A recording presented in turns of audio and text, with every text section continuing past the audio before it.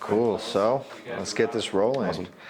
So I want to welcome Luis Balmaceda. Balmaceda. He is entrepreneur, business coach, amongst many other things.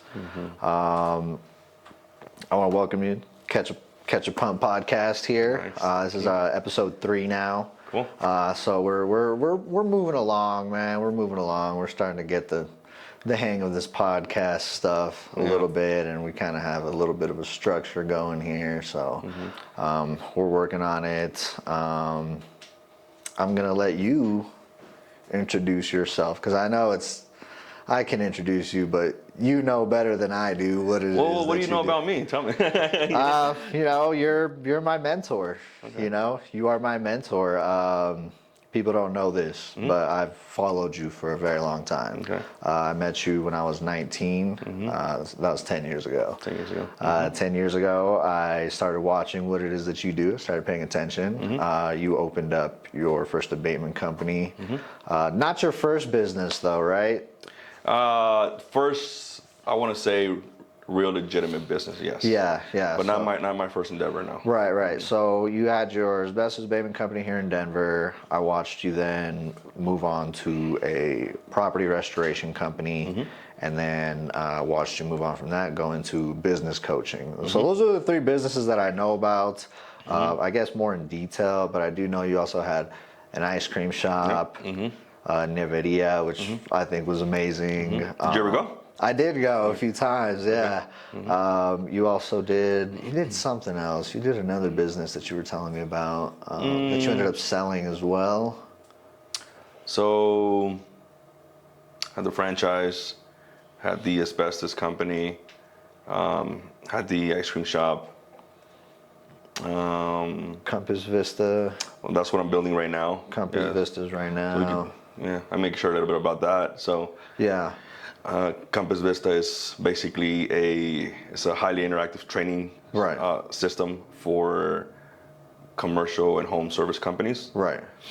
And basically what it is videos that are going to help these companies systemize their operations. Right. But most importantly, help individuals grow their businesses within the different trainings that we input in. Right. Yeah, I know that firsthand. I'm like waist deep in that right now. You've helped me systemize my business. You've helped me, systemize my training. You've helped me systemize my, invoicing. Pretty much anything and everything related to business. You've kind of helped me kind of scale since last August until I think that's when we first started talking. Till now. We also, did the mastermind. So that was huge, and also in my development, right? My personal development. As far as leadership growth, we did a mastermind on the 15 Invaluable Laws of Growth by John C. Maxwell, which was an amazing book.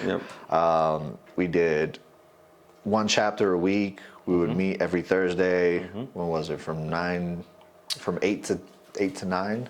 I don't remember those hours, but right now I'm running the same one, and we're meeting from 11:30 to 1. So we're doing now. That would have been a little bit better. Right. Yes. Well, currently right now we're running about 2-3 chapters. I think it was a pretty long process when I did it with you. I think it was one chapter a week, so it was pretty long. Yeah, I loved it, man. I loved our group especially. Our group that we had in that mastermind group was like, some of the best guys I've met today, like in business, and that's what masterminds do. A lot of them are also part of our BNI group. Yes. Right? So that's what I was missing. Okay. So Luis started the first bilingual BNI chapter in the country, right? No, in the state of Colorado. In the state of Colorado. Along with another friend of mine. Okay. Her and I, we launched it, and as a former BNI member, I knew that I wanted to be more than just a member. I wanted to create an impact. So using basically the information that I had previously, building the knowledge that I had built from the time I was a member to where I was at that point before we launched. I knew that it was just time to build the chapter, and I know there's a lot of people that are looking at us that are definitely interested in either visiting or joining the chapter or launching another bilingual chapter themselves. Right. And yeah, that's what I was missing. You're the president of this BNI chapter. Currently, yes. So, yeah. So the way BNI works, the way it's structured is every single year members rotate. But because this is year one for us, I was elected as a chapter. So I was voted as a president through the members. Right, so it was an election. I was elected as a president. Nice. But I think that had to do just because of the vision that we carried from the very beginning. Right. Again, with my friend that helped me open up the chapter as well. She's also in the leaderboard. But yeah, I mean, it's been fun. I want to tell you that, you learn a lot. You learn a lot from other people. You learn a lot from gathering in those groups on a regular basis. Right. And I think that's the consistency is what really makes the difference between that and other type of networking groups. Right. So yeah, when it comes to BNI, I mean, I'm a big advocate. Yeah, I think the biggest thing that I love about our group is that it's a lot of like Hispanic business owners, or general managers and things like that. So there's not a lot of representation for us out there. We're usually out, doing the work in the field, doing those kinds of things. Yeah. So coming here into an environment, how many members do we have now? We have about 20 members, 21 members. Mm-hmm. Going into a room with 21 other, Latino, Hispanic business owners and professionals, it's new. It's like unheard of. I've never walked into a room and been with 21 other, Hispanic entrepreneurs and business owners and leaders. And so that for me was a huge, like, I have to join this. Yeah. At that point I was like, not just because you're my mentor and you're teaching me all this fun stuff. And at first I kind of felt a little obligated. Yeah. I was like, well, he's my mentor, and I listen to what he tells me to do, and things turn out all right. Yeah. So I'm like, maybe I should just join this group. Another thing is, I've been to other BNI groups. Yeah.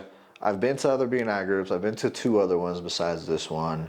Previously, before you became a member, or during one after and one previously. Okay. So my buddy had a printing company, and sometimes he wouldn't be able to go, and so he'd be like, "Hey, I'll pay you, $50. Go to this BNI group for me." Yeah. Like, all right, cool. He's like, "Come pick up this T-shirt from my office, though, and some business cards." I'm like, "All right, cool." So I'd go drive over there, pick up the stuff, go to the BNI group. They would meet at Comedy Works over there in DTC. Okay. Yeah. So they would meet over there, and I went there probably like 4 or 5 times for him, and it was cool. Like, I saw the value in it. Right? They would refer each other, and it helps, But even like the group that I went to not too long ago, it was about a month ago. I went to another group that I got invited to. It was like at the same date and time that we have our BNI group. Okay. So I ended up going to that one instead, and it was cool, and I met a lot of good people, a lot of new faces and stuff. But it's nowhere near the same as our group. Like, when it comes to our group, I just feel so welcomed. I feel so included. I feel I just feel like I'm a part of this community. Well, I hope everybody feels the same way. Yeah. Sure. And so like our group, to me, it really stands out from other groups. Like, it really is like the nail that sticks out. Yeah. Because everybody there is so supportive. When I go, I do my presentations, like other members are taking videos of me. We put some cool music in there. We share it on our stories, and vice versa. I see someone else do their presentation, and same thing. Here we go.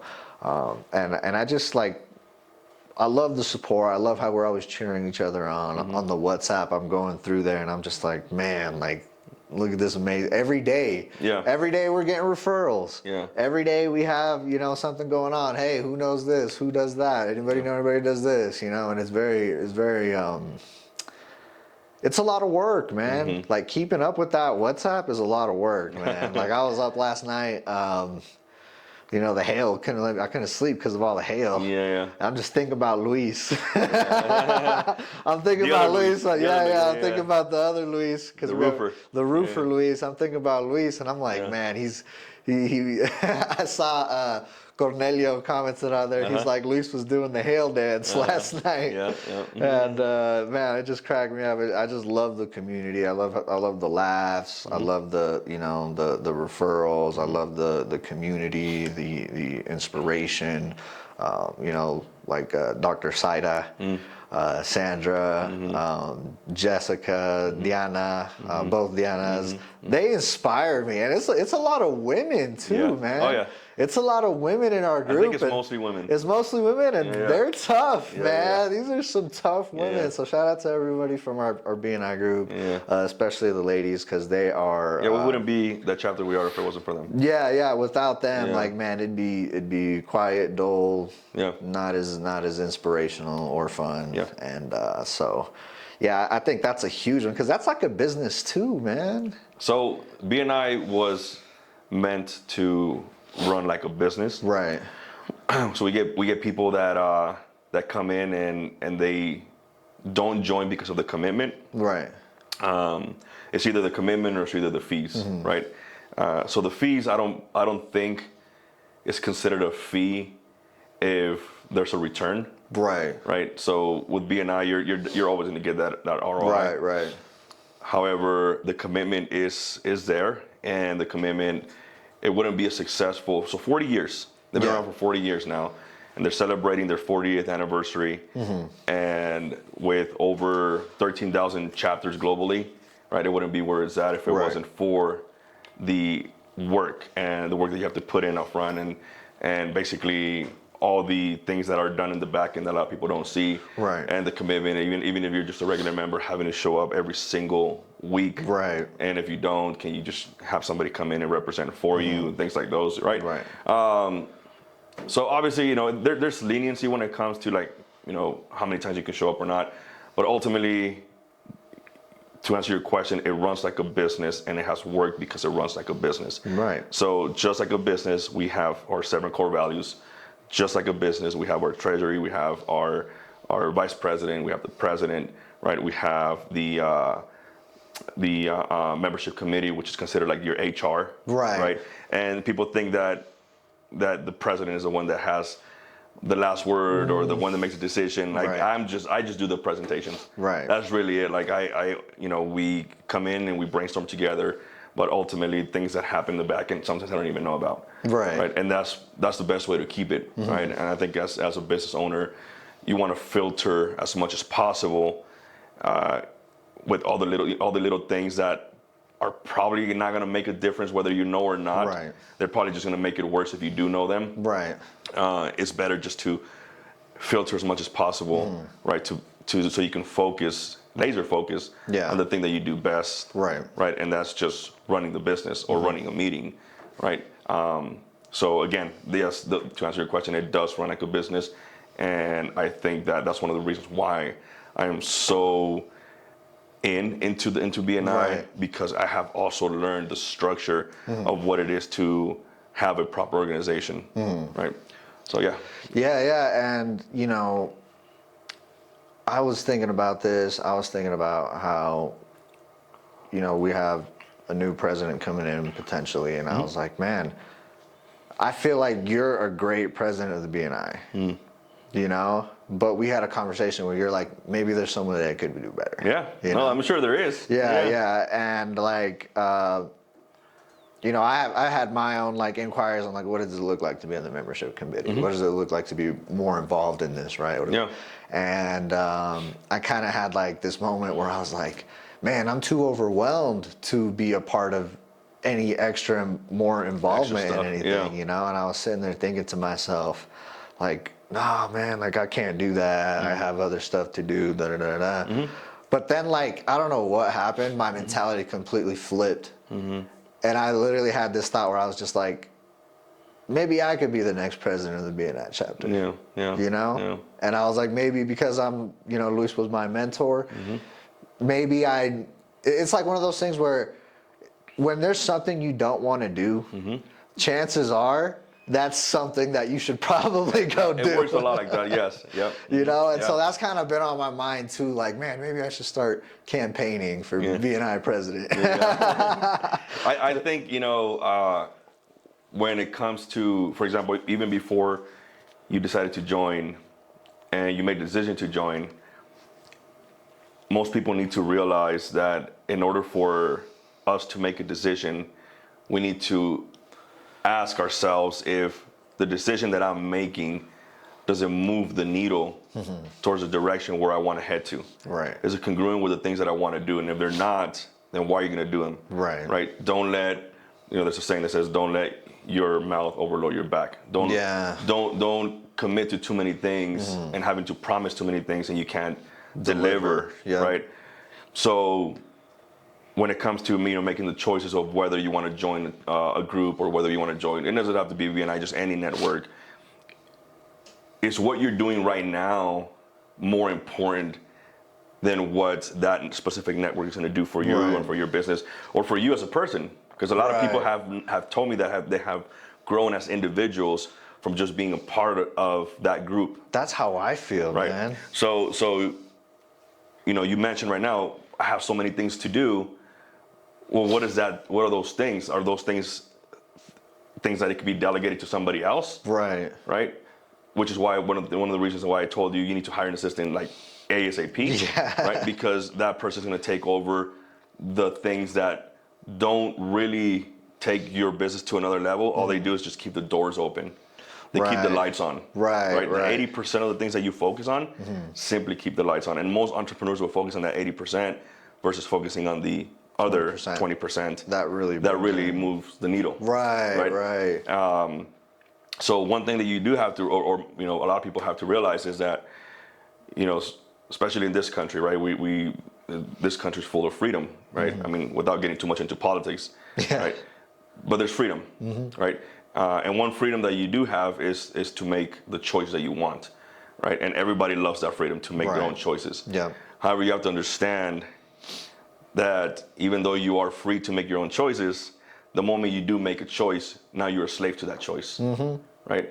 So you have to realize that anything that you commit yourself to, now you have to pay attention to those things and then drop everything else. Right. So whether it's a good decision for everybody, probably not. For most people, I would say that you want to take your business to another level, or you want to be able to increase your network, right? Or you want to be able to gain the credibility that you think that you should have. Right. Joining a meeting or a chapter like this, any other, again, it doesn't have to be BNI. BNI is just very structured, but it is going to help your business. Right. So what do you, all right, now to backtrack a little bit, we'll come back to BNI because this question, I'm gonna have the same question for why, for BNI, but what prompted you to want to start your first business? The first business? Yeah. Okay. So if you have ever taken a behavior test, you're gonna realize that, we all have different types of, I guess behaviors is the word, right? And the way we behave is the way we make decisions. Before I even took my first behavior test, I've always known that I have a specific type of characteristic, and one of those characteristics is that. So I took the DISC behavior test, and D stands for dominant. Yeah. Okay. I have a very dominant behavior. Right. Okay. And the other one is, I think I'm a DI, which is a dominant and inspirational. Nice. So I also have a very inspirational behavior. Yeah, I would agree with that. Right? So now being dominant it could be a good thing and it could be a bad thing. Right. It's really how you manage it. Right. And I want to say that the reason why I decided to open up my first business was because of my dominant side of my dominant nature. Right. Again, I didn't realize these things till later on. Right. One of the reasons why I created so many mistakes within my business, my first years of business, was because of my dominant behavior. Yeah. Right? I can see that. I went through the same thing. Right. So if I wanted to become a business owner, and from the very beginning, was because I have always had a tendency of just. I wasn't a person that would take calculated steps. Right. I'm a huge risk taker. Action taker and risk taker, right? I have learned to control that. Right. I have learned to make better decisions. Right. I would want, even when I had my first business, I always wanted to do another business and then another business. Yeah. And people think that was awesome, and people would congratulate me for having multiple businesses. And in reality, all the other businesses were suffering and not at the point where I wanted them to be. Right. Right. Because I was, again, based on my behavior. I was a risk taker. Yes, I was considered to be an inspirational person, very dominant.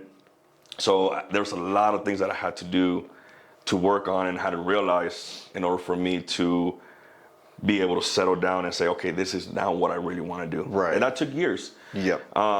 But if I having to go back and, if I rewind 12 years from now, I probably would have opened up my business using different strategies, right? And just focusing on one specific task at a time. Right, I can see that. Yeah, so, but I think the biggest thing is I didn't want to, first of all, I didn't want to, having to have a 9 to 5, and, more importantly, again, I didn't want to have somebody telling me what time I have to be there, et cetera. Again, those are good trades, right? But it's just, it didn't fit with me. It wasn't, I knew that I wanted to do more. Right. I knew that I could do more, right?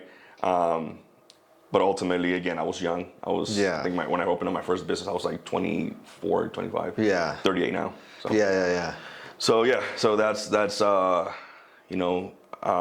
reason why I decided to become an entrepreneur. But most importantly, I can guarantee you right now that, within the last 12 years, the biggest payoff, it hasn't even been financially. The biggest payoff has been the personal growth that I've developed within those years. Definitely. Yeah, because now I always want to fast forward, then backtrack. But like with your coaching business now, from when I started my coaching with you versus to what it would look like, for example, a new client to come in today. Now it's a lot more, I guess, documented, right? Like with me, we would get a documented summary of what we just did, right? Now it seems like now you kind of have it in modules, and you have it kind of all set up to where you can go, but I can always go back to my summaries, through the emails, right? But now what you have set up with school is now anybody that hires you can have these modules and can have their employees train on them and so it's really taking it to that next level. Again, after you did your abatement company, you moved on and you did 1-800 water damage. No. So you did the ice cream shop. Ice cream shop, and then you did 1-800 water. But these two businesses, they're kind of more related, right? Like the asbestos and the 1-800 water damage. They're related, but it becomes a big conflict of interest when you're trying to do both if you don't know how to manage them correctly. Right, so that was again one of the biggest mistakes that rewind that. I don't like to call them mistakes, right? I like to call them expensive lessons. Expensive lessons. Yeah. That's what they are, right? So in reality, even you paid for coaching, right? And when you pay for coaching, you're not paying for somebody to tell you hey, you should do this, even though I never done it. Right. You're paying for somebody to tell you hey, this is where I really messed up, and don't do that. That's a big difference between me hiring just some coach on Instagram that I've never met before versus hiring somebody like you that I kind of watched you grow, and I watched you take these steps. And then when even when you sold your water restoration franchise, I'm like, why would you do that? But then it all kind of started days went by, and I was just thinking about it. Why would he do that? Because it was the same thing with when you opened them. Why is he opening a restoration business? And I would sit there and ponder, man, and I'd be in the gym, right, working out. Why did he do that? And so I always watched you from a distance, man, and I always anytime you did something, I'd be like, man, I want to do that, because one thing that you taught me was that success leaves a trail, clues, crumbs, whatever. There's a trail to follow that's going to get you what it is that you want, whether it's the money, the freedom, your own business, success, your coaching program not only covers these things. Your coaching program extends into faith, family. It extends into the business and personal development. Growth. Most importantly, personal development. Yes. Because on the faith base, that's something that you chose to do. Yeah, right? Yeah. That's something I never pushed religion. Yeah, he doesn't. Yeah, he never pushed me into religion. I sought him out and I was like, what more can you teach me? Yeah. Because I mean, when you're asking me to talk about my faith, you're asking me to really go inside my core. Like that's right. That's basically like my core of everything. Right. So is my faith and then everything else around me, including my family. Yeah. Right. So when somebody asks like, hey, I want to know more about this, right? You're asking to come really in and really into my personal life, and that's probably the best thing that I want to share with most people. Right. Because it's one thing that I can really speak on. And not so much because the way I was raised is because of the situation that I used to be in. Right. And my faith is what got me to where I'm at now. And I continue to move by faith always. Yes. Right. But it's just a big part of who I've been since I was a kid. To the point right now to, I could just yesterday alone, got an email from a corporation, and they did a background check on me, right? And pulled out the background, and I'm looking at it, and I'm like, man, it's been years since I've seen that, right? But it's my past from 2022, 2023, things that happened when I was a 17, 18-year-old adolescent, and choices that really led to a specific place in my life that most people would probably just accept it, and say, "Hey, that's the life I chose, and I'm willing to live with the consequences." But my faith had bigger purpose. I mean, it more than anything, it helped me push through those boundaries. Right. And I've always said, be a creator. Right. So you think about it. If you go back to the beginning of the Bible again, without getting too much into the Bible, but everybody knows that in Genesis 1, right, God created the world and created the earth and created Adam and Eve and told them to multiply and told them that they were made in the same image. So for me, it's like, okay, so if I'm made in God's image, He's a creator. I'm not a creator, but I'm creative. Right? Which is a big difference because, I'm not God, even though like He says I'm created in His image, but you're telling me that I'm creative. Now. Right? So he gives us the resources, right? He gave Adam and Eve the animals and tell them, name the animals, and here's the fruits, and here's the trees, and do this and do that. Now you name them. Right? He's telling them that you be creative. Right? And Adam and Eve literally put a name on every animal. So if you look at that, I'm like, okay, then that means that I could create using the resources that He gives me. Exactly. Right? So I'm here dealing with, again, without going into too much into detail, but I had to spend 5 years in the system. And coming out, in my early 20s and having to start all over again. Most people would say, I'm stuck. I have a felony. What do I do? From that moment, I said, you know what? I create. I become creative, and I use my mind, and I push the boundaries, right? To, nowadays becoming the person that I am. But it has always led to, what do I believe? If I would have never believed that Genesis chapter 1, I would have never said I'm that creative. You know what I mean? So, and I continue to use my creativity to, move my family forward. So it's all about using your creativity. I mean, honestly, I don't think that I would ever need to not have that on my record because it's going to hold me back. No, I'm always going to push the limits. I'm always going to create more. I'm always not going to depend on anybody. And I'm never going to play the victim, ever. I did the thing, paid for the consequences. I'm here, and I create, and I create, and I create. And I always say, well, first thing, the easiest thing to do is create a job. Anybody can create a job. So that's why I became my first business owner, and I was wearing all the hats, and I was basically, I had a job. Like I created my own job. For sure. Right? So, that's one of the biggest reasons why, I chose you to be my mentor. not just be like, I had seen you open up the abatement company and then the restoration company and the ice cream shop, and I looked at you and said, oh, that's kind of cool. I want to do what he wants to do, or what he's doing. But it wasn't until that I really saw where your faith was, like you really gave me a good push in that direction, and not just you, but one of my best friends, Jose. You met Jose. And it was kind of weird, like all that stuff was kind of happening at the same time when I was, starting my sacrament classes with my wife, and I was going to, Bible study every Tuesday for 2 hours, every Tuesday from 7 to 9, so that took work, and then doing my own research on my own time, and then, you starting to mentor me and me kind of seeing like, that was also one of those things that when I saw that, I was like, I also want to follow that as well. It wasn't like I before it was like, oh, I just want the money. I want to start an abatement company. I want the money. I want to start a restoration company. But when I saw that, where your faith was, I was like, I want my faith to be like that as well. I want to have strong faith like that and be able to believe in doing that. And so that was a huge part of my self-development as well, why I chose you as a mentor.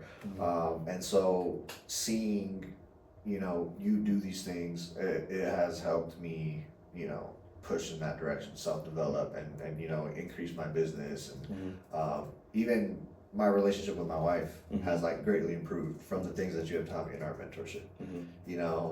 So when you send me people that want to talk about whether they should hire you or not, I'm like, trust me, you should do it. If you're not where you want to be in life, then this is going to be a good step in that direction. So that kind of brings me to like my next question, which is the property restoration business. How did that come into fruition? Was that something that was like a long time coming, or was it more of a spontaneous kind of thing? No, it was spontaneous. When I had the asbestos abatement, which I still have, but when we had that operation, I was fully invested into that operation. Right. Most of my work was coming in from other restoration contractors. One of them became a really good friend of mine, and then he closed his business down. And when he closed his business down, I was in the process of buying another company, and I almost bought his existing company. But what really made it happen was that when we had the ice cream shop, my wife was very overwhelmed with work. And I remember her. I mean, it was a good business. The numbers were good. The selling the business was not hard. We thought it was gonna take us like 6 months to find a buyer, and it took us like 3 days.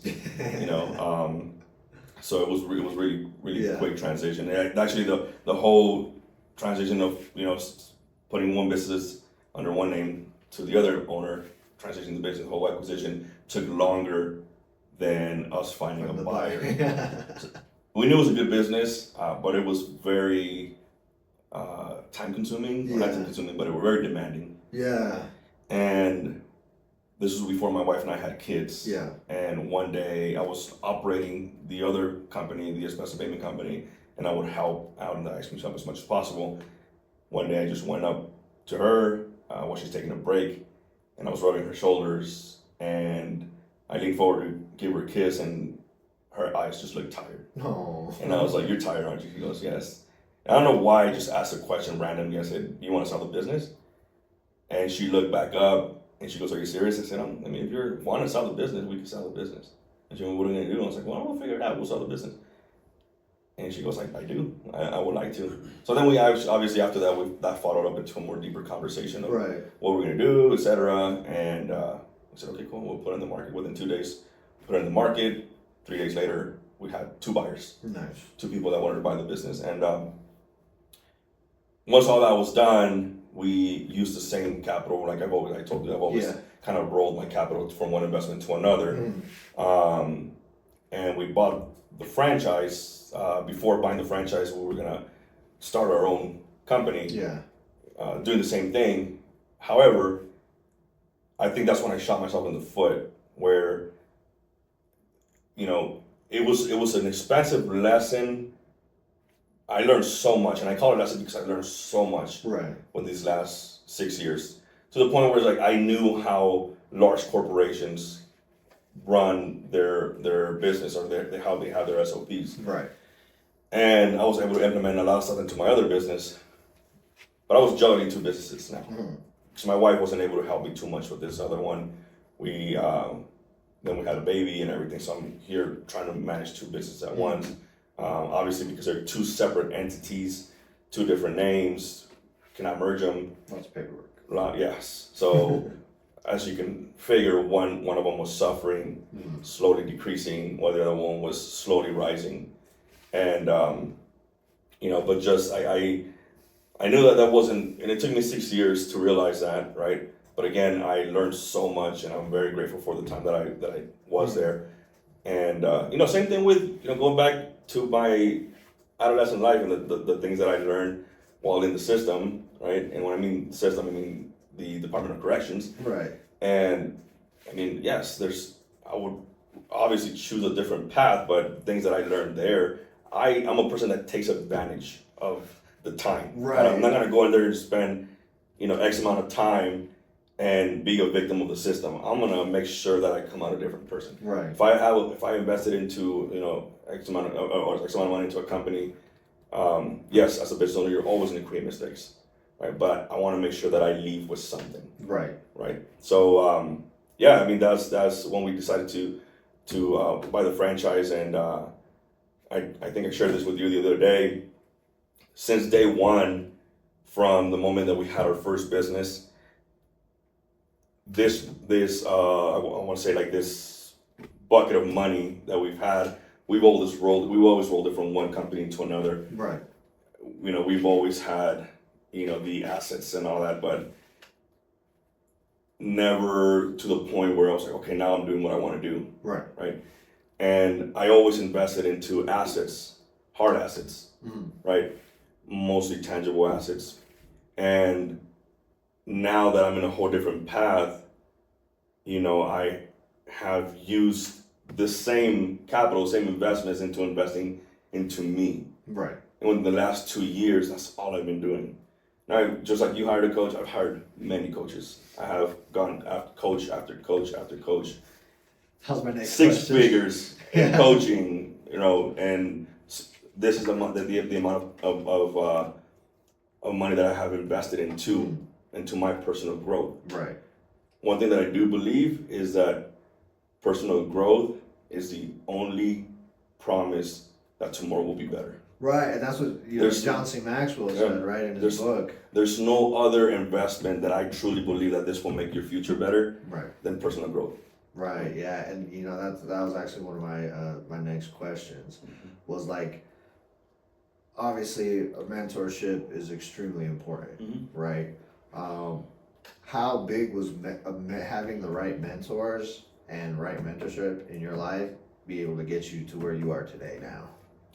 So, just like business and investments, not all my business investments have been good. Yeah.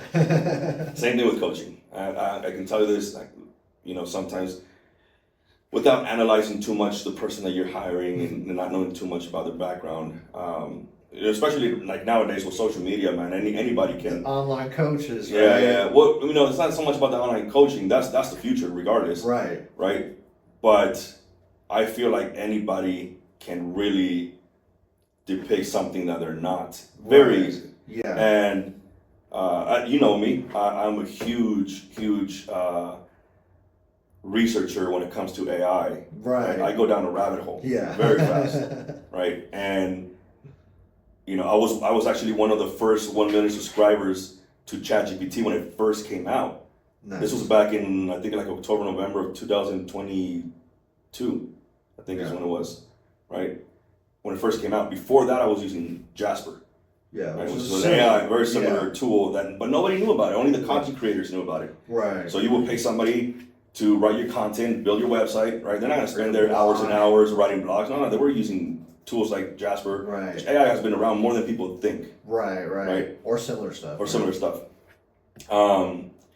And since then I was already, and this is how I invest. When I'm talking about investing in myself, aside from personal growth, it's also knowledge. Right. Right. It's making sure that I'm investing so much in knowledge because I do believe that everything and anything is online, and that's the future, right? If you're a service provider, then you're still gonna have to be there, right? But there's so many things. I mean, you can see retail, you can see again online coaching, even you go to the movies, you look at a movie that's in AMC, it's already in Prime, right? So everything little by little is becoming more. I mean, my wife doesn't even go to the grocery store anymore. Everything gets delivered to the house, Convenience. So exactly.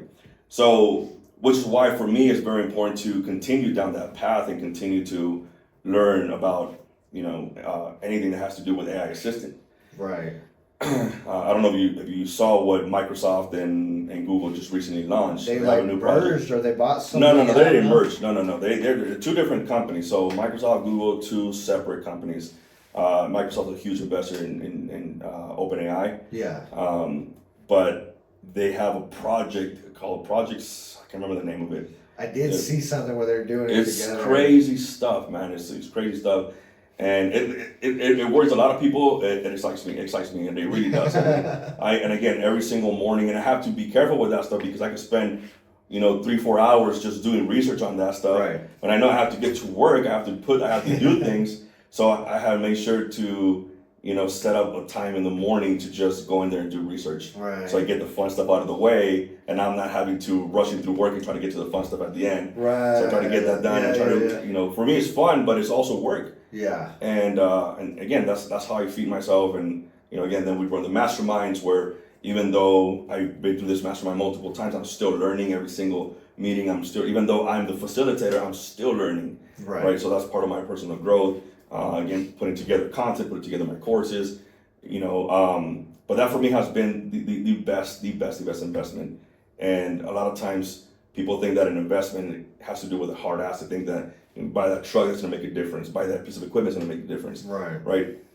Personal growth, personal development is the only thing. Is that thing that's gonna get you to the next level. Right. So it's the thing that's gonna open you doors. Yeah. So what would your advice be to somebody who's like on the lookout for their first mentor?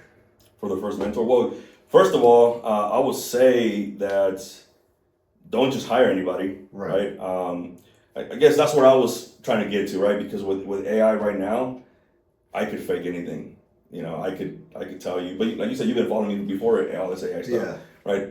But and this part of the coaching industry sucks, but I can tell you this.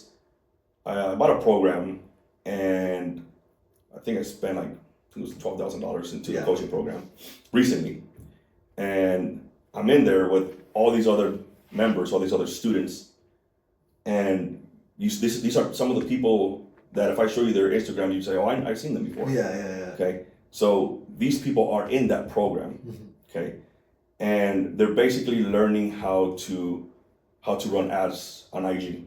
For certain industries and things. Different industries. Right. Okay. One of the people that's in there, he helps contractors. Very similar stuff. He helps contractors scale their contracting business, something like that, right? And you go to his IG. He has over 200-something thousand followers. You look at his videos. Well, in one of those meetings that we were in there, he mentioned that he was having a hard time in the conversion part. He was having a hard time converting, leads to pay clients. Right, to pay clients. That's the hardest thing to do. And he said, "Look, I have this video." He goes, "What with our mentor asked, well, what do you think that is?" And kind of going back and forth. And he showed this video. He goes, "I posted this video, and he's doing push-ups in front of a Lamborghini." Coming to find out that that's a rental car. Yeah. Right, and we already know that. Most people do know that, right? I know what you're talking about. Yeah. Well, when I saw that, I'm thinking man, that's the stuff that people depict. That's the stuff that people believe. The success. If you hire a coach and all he's talking about is his success, run. Yeah. If you hire a coach and all he's talking about is what he can do for you, right? Because he did it for himself. Or what he can do for you, or he's trying to show you a type of lifestyle, right? then that's probably not the right person for you. Yeah. I truly think that, and you know, and I've seen it many times. I can tell you right now that your biggest lessons, you're gonna get them from either because you've been through them, or somebody has been through them, is preventing you from going through them. Mentored you. Right. Yeah. So I think that if you're gonna hire somebody that's to coach you or to mentor you, make sure that they're as human as possible. They're real. Right. And yeah, I mean, you just have to make that connection. You can, you can be intuitive and use your instinct and say, okay, this is the right person or not. But most importantly, don't go by the ads that you see and the things that they push, because at the end of the day, all they're trying to do is just trying to sell you something. They're not really trying to help you. Yeah, and like that was one of my decisions in picking you, is because like I just knew it was the absolute most real nitty gritty. I knew it was going to be hard. Mm-hmm. I knew that you were going to have a ton of stuff for me to get done, and that's exactly what it was. I did everything that you did, and because I did everything that you told me to do, I became so damn busy running my business and selling and just kicking ass left and right that I didn't even have time to even meet with you anymore, because I was like, dude, I'm so busy doing all the stuff that you taught me. It's very time consuming. You know, and so it's easy. You know, I don't want to say it's easy to find a mentor, but I think 9 times out of 10, those mentors are already kind of around us. I think we just kind of need to open our eyes and be like.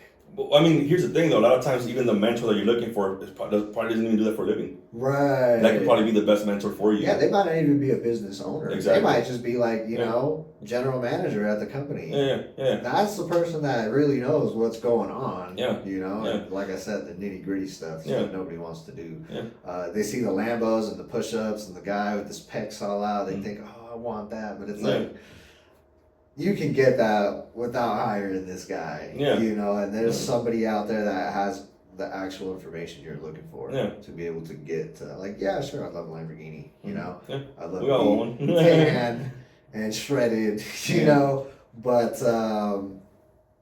that's just not the reality for business. I think you know, choosing the right mentor has a lot to do with looking at the character traits that they have. Yeah. And I think that especially if the person that you're hiring is looking for your best interest, he should already be showing that before you even hire him by the things that he does on his free time. Yeah. For example, one thing that I love doing is I love running masterminds. Yeah. I love running masterminds. Right now, all my masterminds are free. Right. And this is my way of doing community service to my community and to the society, right? Because I want to be a reservoir, right? I want people to, I mean, I don't want to be somebody that just gathers up all this information and only gives it to people that pay for it, right? That's not ethical, right? I feel like anything that I learn right now, I gotta tell somebody right away, so I can retain that information as much as possible. That's one way that I've learned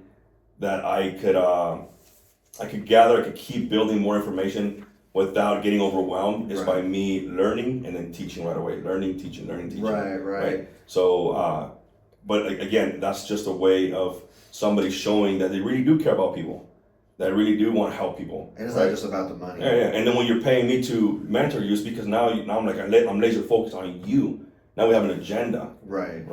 But I guess, I mean, to answer your question, if you're out there looking for a mentor, make sure that you understand what that person does outside of their business as well. Right. Not just on Instagram. Yeah, not just trying to get leads. And like with mentorship comes, and this is something that you taught me as well. And that's why I love that we're doing this podcast, because it's just like I'm just kind of spewing everything you taught me, right? Yeah. With the mentorship, also comes some networking, right? How important do you think the networking side was for you to be able to get to where you are today?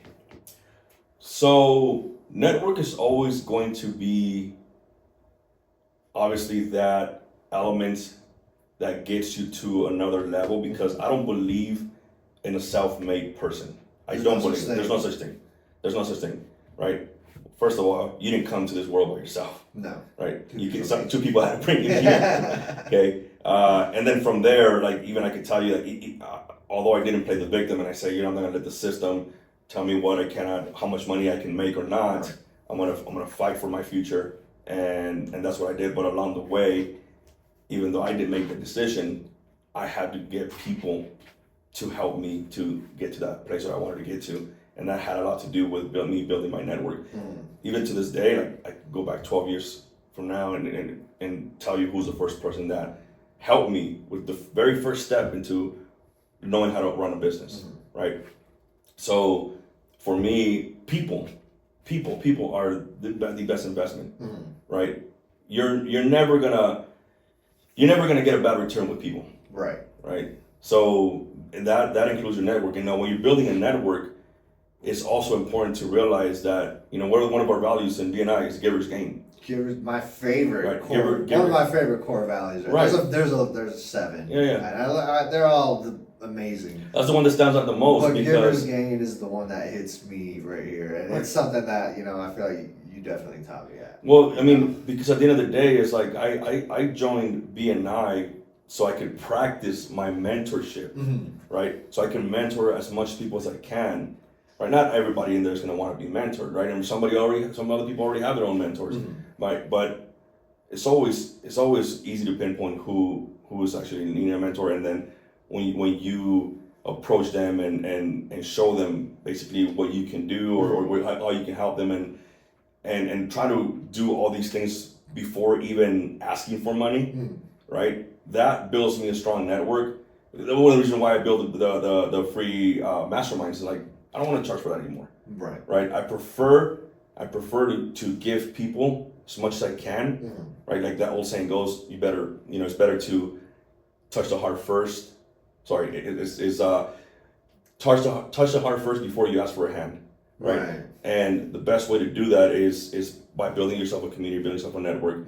And when you're in that network, try to help people in there, not try to get something out of that network. Just try to help people as much as possible. Right. So for me, that's why networking has been a huge part of the person that I am. And again, when we define success, because you're asking the question about success, right?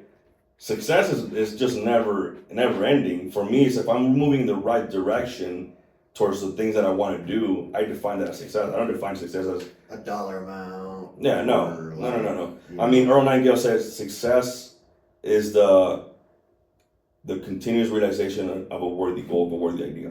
Right? Yeah. So if I want to, if my wife wants to be a housewife and she says I want to be a housewife so I could raise my 2 kids, and she's doing that, she's being successful. Yes. Because she is doing exactly what she wants to do. She's realizing her dream. Right. Yeah. So again, and once you get to a certain point, it doesn't mean you're successful. I feel that people that are truly successful are still having problems, are still taking losses, are still having tensions within their lives, and are still worrying and are still stressed. But you're moving towards the right goal. Right. So that's how I define success. Yeah. And a lot of that resonates with me because I'm a huge fan of Gary Vee. Okay. And I feel like Giver's Gain is his thing, and a lot of even the marketing agency I work with, I've been working with them for 5 years. I hired them because Gary Vee said in a video, if you don't know anything about marketing, go hire a marketing agency. Invest some money into that. At that time, we had some money we could invest in it. Like, cool, I'm gonna go ahead and do that. So definitely, that's one of my favorite things about the BNI as well. It's just the Giver's Gain, and then you really do that. You really do give everything that you know, and you don't expect anything. Even before I actually paid you for my mentorship, you had already given me a long list of things that were going to help me improve my business. And I walked into this thing thinking I knew what the fuck I was doing. I had no clue. I had no idea what I was going to do. I've faced situations now where I had no idea how I was going to get this client to pay me for X amount of work, whereas now it's not an issue. So, with networking, when you're networking, man, you have to be a good communicator. And so, how were you able to improve your communication skills to be able to get you to be able to do the things that you're doing today? listen more. Yeah. Listen more. And I think that communication is probably going to be the thing that's going to open up the most doors for you. Yeah. So let's break it down real quick. So when you have a business, right, or let's just talk about the different types of market or the different types of industries there is out there, right? If you're a person that does the labor work, right, you're gonna be paid as an employee. You're gonna be paid a certain amount of money, especially if it's something that you do with your hands, manual labor, right? Okay. On the low end, so think about a hotel, right? Who's the lowest paying people there? The service keepers, right? The ones that clean the rooms, right? Yeah, right. But they're the ones that work the hardest. Yes. Okay. And then who's the highest person in that building? The GM, the manager. Right. You have the managers. You have the GM. Right. However, they're in that organization within that hotel. They're not the highest paid. It's the CEOs and the president of the organization and all that. Right. Right. How much work do they really do? Right. They get paid for their value. They get paid for bringing up ideas. Right. How to make a business, decision making, and communicating. Right. Those are the things that pay the most. So if you're talking about an employee that on the low end, you might be making about $30,000 a year, right? On the high end, let's say you still work with your hands, right? But you're a mechanic for Bentley, right? Right. You're probably gonna pay $100,000, probably even more than that, right? Yeah. But that's on the high end. You're not gonna get paid any more than that, okay? Now, when you have the people that are in the entertainment, right? That's a whole different industry. On the very low end, so if you read, can't remember which article I read it in, but it talks about that 95%. Actually, no, it wasn't an article. It was a book called Oversubscribed. Okay, and it talks about that 99%, not 95, 99% of the people in the industry of Hollywood and all the people that are basically entertainers and actors, right? Most of them need a second job just to make ends meet. Oh, yeah. Most of those people don't make over $150,000 a year. Entertainers, right? These are people that people that you've seen in movies, right? Okay, only the 1%, which you have your George Clooney's and your Sandra Bullock and all those people. Those are the 1%. Those are the people that they created their own market. Right. That these movie directors pay them. They look for them. They get in line to use them in their films, right? So that's going to be on the low end, maybe 150, 160,000, right? On the high end, millions. Kevin Costner. Okay, so you're making millions, right? So it's a huge range of what you can do, within that. Now let's move over to the innovators, right? People that build stuff, people that create things, people that make the world a better place, right? Like your Steve Jobs, people that invented the iPhone and what's his name? Zuckerberg. Well, Mark Zuckerberg, right? I was thinking about Microsoft. Bill Gates, right? So those people are the innovators, people that create things, right? On the low end, 10 million, right? If it's a good product, right? On the high end, I mean, it's just billions, yes. Right? Okay. And then you have your communicators, right? Yes. Communicators who probably work the less out of all those people that we just mentioned. They just communicate well, okay? Communicators can also, we're talking about from a business coach all the way to a president, right? When you combine the communicators, which is the communicator with the innovator, you get yourself a Steve Jobs. Yeah. What did Steve Jobs do? Steve Jobs created the iPhone, made it very simple, right? And when he got on the platform and explained what it was, he said the first time that the iPhone came out, he said it's an MP3 player, it's a camera, and it's a phone. Okay. a fifth grader was able to understand what he said. Yeah. Right? That's communication. Right. Okay? Wow. He didn't try to make things complicated and tell exactly what it's built out of and how all the coding that they had to put into that. He just said it's a phone, it's a camera, it's an MP3 player. That's it. Simple. Right, simple that. So he's a great communicator, right? And then he's also what made him a great communicator too is that he listened to what people wanted. Yeah. Right.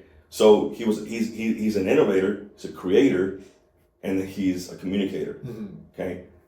If I were to tell somebody, even my son, he's 5 years old, and if I were to tell him, like, this is one thing you need to learn, is learn to communicate with people. Yeah. Because when you communicate with people, when you learn to communicate with people, you get to understand what people want. And when you give people what they want, you're worth a lot more money than somebody that can never understand them, mm-hmm. right? So communication, anybody can learn it, anybody can improve it. I think some people are just born with it. Right. But even then, you should always build on top of that. You should always improve in getting better at communication. Right. I feel like if I'm going to spend the rest of my life learning something, it's learning to communicate. Yeah. Right. That will make your marriage better. That will make your business better. Mm-hmm. That will make your friendships better. Mm-hmm. Right. That will make your networking better. Right. I was in a speed networking. It's almost like a speed dating thing. Yeah. Oh, you're telling me. I was in this big work. This was like a couple weeks ago. Yeah. And we got invited. It was like 110 people, 120 people there. Super loud. I come inside, and it's just, can't even really hear much. Yeah. And all of a sudden, I see a friend that I met before, and I go to him to go shake his hand. He's talking to another gentleman who has a gym. Yeah. Right. And he's actually the owner of a gym that is right on Colfax, right in front of East High School. He said there's a huge big tire in the front. Oh, yeah, I know where you know it what I'm talking about? Yeah. Okay, so that he said everybody knows the gym because of the tire. Right. Right. So I talked to him briefly, and then the event starts, and we all have to take a seat and start the clock with the first person that we have in front. Yeah. I had already been talking to him previously, and when the bell rang and it was time for us to switch, he goes, "You're really good at this stuff." Basically, he's like, you're a really good communicator. Wow. When he said that, I knew that was, and I didn't know really what people really think about my communication skills. But for me, that was a payoff. I was like, I'm still like, if I have to get to level 10, I'm still like in level 2. Yeah, right? Yeah. So being that good at level 2, it's like, wow. From that point on, I mean, I continue, and I've always done, I continue to exercise the communication, but I realized that people notice how well you communicate. Right. People notice, people know, and communicating is not only listening, but it's also asking the right questions, right? Because you and I can go into a conversation, and I guarantee you that if I ask you questions and I sound more interested in your life mm-hmm. than I am more interested in me expressing what I've done, mm-hmm. we're gonna leave out of this room. You're gonna say, "I really like that guy." Yeah. Right. That's because you're interested. You always want to show interest in somebody else's. Yeah. Right? Yeah. Exactly. So I believe that that's all part of communication, mm-hmm. right? And communication is probably the only thing that's always gonna allow you to be overqualified for any job. Right. When you're a great communicator. I can see that. Right. I can see that. So as a great communicator, yeah. I can go up to somebody and say, "I guarantee you, I'll give you 10 jobs a week." Yeah. Because of my communication skills. Yeah. I just need to learn your industry, and I'll get you 10 jobs. Yeah. You know what I mean? That you need done, even exactly. aside from sales. Yeah.